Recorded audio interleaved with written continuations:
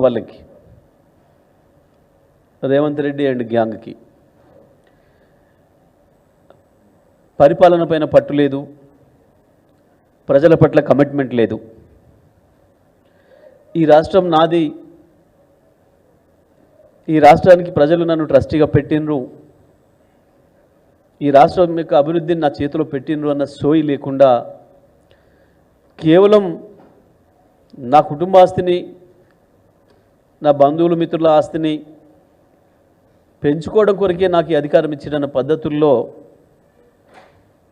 పరిపాలన సాగుతుంది. రేవంత్ రెడ్డి ఆయన మంత్రుల పనితీరు చూస్తే ఏ మంత్రికి ఏ శాఖ పట్ల అవగాహన లేదు, కనీసం సమీక్ష చేసిన వాడు కూడా లేడు ఎవరు ఇప్పటికీ.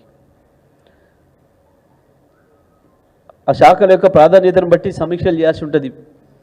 15 రోజులకు ఒకసారా, నెల రోజులకు ఒకసారా, 2 నెలలకు ఒకసారా, 3 నెలలకు ఒకసారా, ఎవరు కూడా లేరు.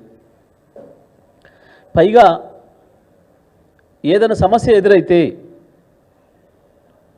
రాష్ట్ర ప్రభుత్వానికి ఒక సమస్య ఎదురైతే దాన్ని పరిష్కరించే బదులు దాని పరిష్కారానికి ప్రయత్నం కూడా చేయకుండా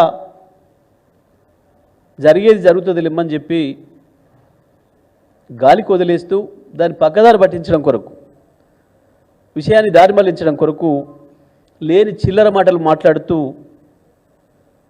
ఏదో కొత్త సమస్య ఉంది అని చెప్పి సృష్టిస్తూ మీడియాలో దాన్ని ప్రముఖంగా వచ్చేటట్లుగా ప్రభావితం చేస్తూ పరిపాలన కొనసాగుతుంది. వాళ్ళే తీసుకొచ్చి పెట్టిన సమస్యలు కావచ్చు, వాళ్ళ తెలివి తక్కువతనంతోనో అజ్ఞానంతోనో లేదా వాళ్ళ ధనదాహంతోనో తెచ్చిన సమస్యలు కావచ్చు, హైడ్రా లాంటివి, మూసీ లాంటివి, లగచర్ల లాంటివి, లేదా అనుకోకుండా వచ్చిన సమస్యలు, లేదా వాళ్ళ నిర్లక్ష్యం వల్ల వచ్చిన ఎస్ఎల్బిసి లాంటి సమస్యలు కావచ్చు. ఇవి వచ్చినప్పుడు వాటిని ఎదుర్కోలేక, వాటి సమర్థవంతంగా పరిష్కారాన్ని వెతకలేక ఇతరులపైన నిందలేసుడు, పచ్చి అబద్ధాలు మాట్లాడు,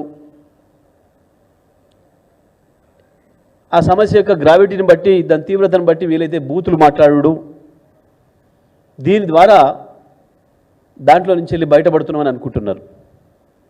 ఆ ఒక్కటే సూత్రాన్ని నమ్ముకున్నాడు. సంవత్సరంన్నరగా మొదలు సంవత్సరం పైగా పోలీసులు వాడే ప్రయత్నం చేసిండు. పోలీసులు ప్రజలను ఆపలేరని, ప్రజా ఉద్యమాలను ఆపలేరని, ప్రజల గొంతుకల్ని ఆపలేరనేది అర్థమైంది.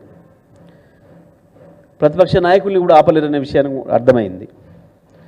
ఇక కేవలం పక్కదారి పట్టించడం, ప్రజల్లో లేని దాన్ని ఏదో కొత్తదాన్ని సృష్టించడం, చిల్లర మాటలు, వెకిలి మాటలు, బూతులు దాంట్లోనే మాట్లాడడం మొదలుపెట్టినాడు. వాస్తవానికి ఎస్ఎల్బిసి ఘటన పూర్తిగా ప్రభుత్వ నిర్లక్ష్యం వల్లనే జరిగింది. పూర్తిగా ప్రభుత్వం యొక్క నిర్లక్ష్యం, రాష్ట్ర ప్రభుత్వం యొక్క నిర్లక్ష్యం. ఆ పని ప్రతిరోజు కూడా